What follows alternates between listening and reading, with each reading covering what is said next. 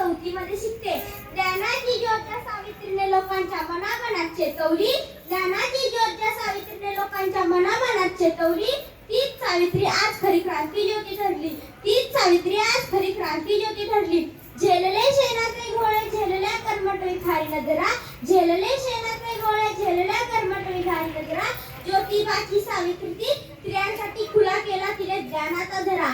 ज्योतिबाची सावित्री ती स्त्रियांसाठी खुला केला तिने ज्ञानाचा झरा.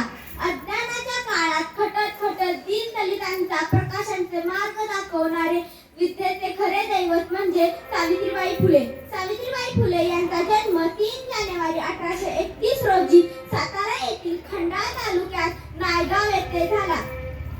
अवघ्या 9व्या वर्षी त्यांचा विवाह ज्योतिबा फुले यांच्याशी झाला.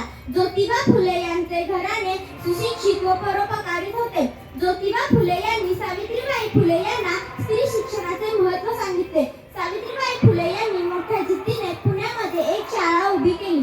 शाळेमध्ये जात असताना त्यांच्यावर लोक दगड, गोटे, शेणाचे गोळे, खरकटे अन्न टाकत. पण सावित्रीबाई म्हणत, अरे हातात माझा गौरव केला जात आहे, माझ्या कार्याची यांना दखल झाली आहे.